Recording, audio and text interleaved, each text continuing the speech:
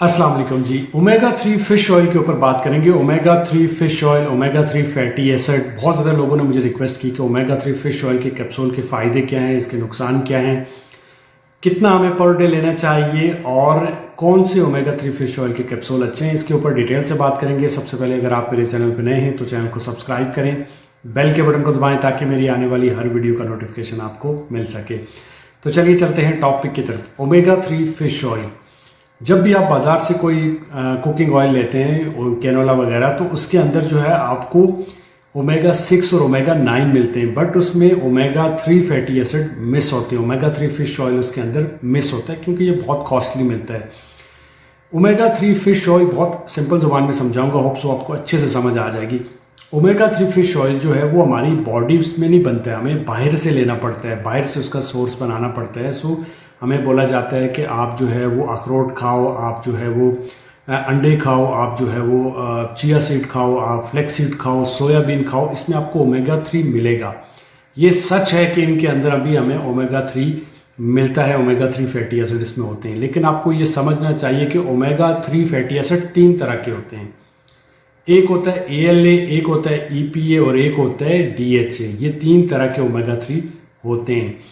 अब ओमेगा ये क्या होते हैं इसकी डिटेल में जाने की आपको ज़रूरत नहीं। ओमेगा 3 जो ये 3 होते हैं, इनमें से जब आप अखरोट खाते हैं, चिया सीड खाते हैं, फ्लेक्स सीड खाते हैं, अंडे खाते हैं, इसके अंदर आपको ALA जो होता है वो मिल जाता है।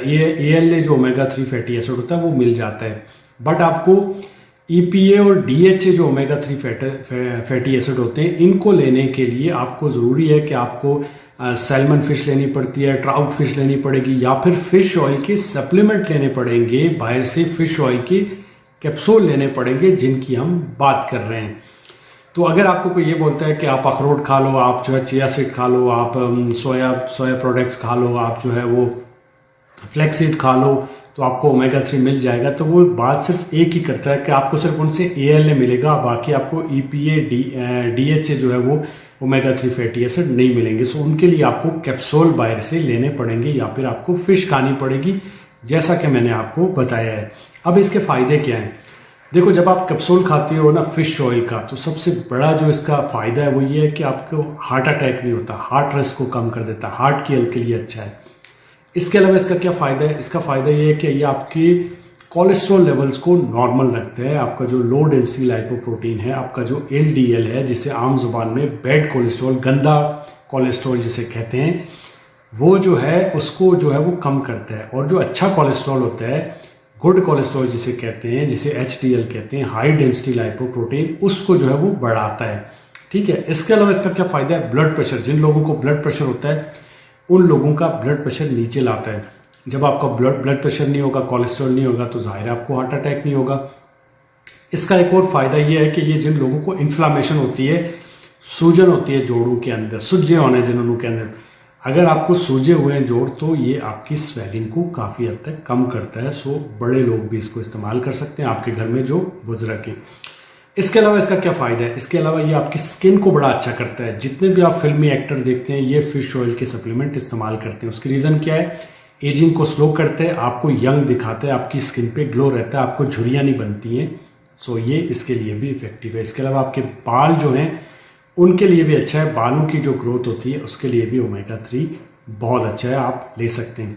इसके अलावा ओमेगा 3 फिश ऑयल आपके इम्यून सिस्टम को अच्छा करता है। इम्यून सिस्टम अच्छा होगा तो आपको, जो लोग बार बार बीमार होते हैं उनका इम्यून सिस्टम वीक होता है। सो अगर आप ये लेंगे तो आप बार बार बीमार नहीं होंगे। इसके अलावा इसका फ़ायदा ये है कि ये आपके जो लड़के, उनमें जो स्पर्म क्वालिटी होती है वो कम हो जाती है, लो हो जाती है, और वो जो है वो फ्यूचर में बच्चे जो पैदा करने होते हैं वो नहीं कर सकते, उनके स्पर्म अच्छे नहीं होते। तो स्पर्म की क्वालिटी को अच्छा रखने के लिए भी आप इसको इस्तेमाल कर सकते हैं, और ये स्पर्म की क्वालिटी को बेहतर करता है। इसीलिए जो ख़वातीन जब आप शादी करते हैं, प्रेगनेंसी प्लान करते हैं, तो आपको बोला जाता है कि आपने फोलिक एसिड की, आयरन की टेबलेट प्रेगनेंसी प्लान करने के 1 महीना पहले से ही लेना शुरू कर देती हैं। क्योंकि आप में खून की कमी ना हो, बच्चा अच्छे से डेवलप हो, क्योंकि आपको लंबे अरसे के बाद जाके पता चलता है 1-1.5 महीने के बाद कि जी आप जो है वो प्रेगनेंसी जो है वो कंसीव कर गए। इसी तरह लड़कों को भी ये 1 महीना पहले, जब आप प्रेगनेंसी प्लान करें तो 1 महीना पहले से ही ये आप ले लें, और आपकी जो वाइफ है वो 100% कंसीव करेगी।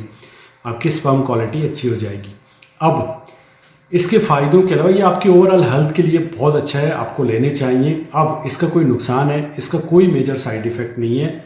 हाँ ये है कि अगर आप ओवरडोज करेंगे, excess of everything is bad, so overdose की तरफ ना जाएं।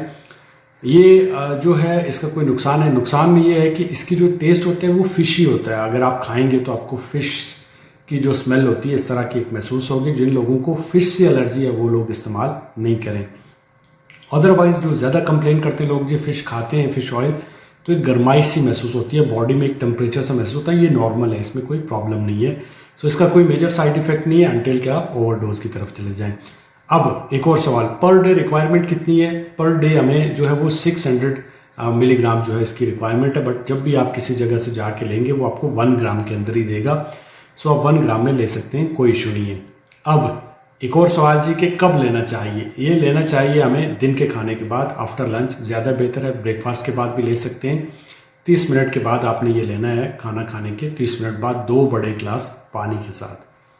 अब एक और सवाल आ जाता है कि जी फ़िश ऑयल के कैप्सूल कौन से बेहतर है? देखो ये जितने भी फ़िश ऑयल के कैप्सूल है इसमें EPA, DHA जो ओमेगा 3 फैटी एसिड है ये होते हैं और ये बहुत कॉस्टली मिलते हैं, ठीक है।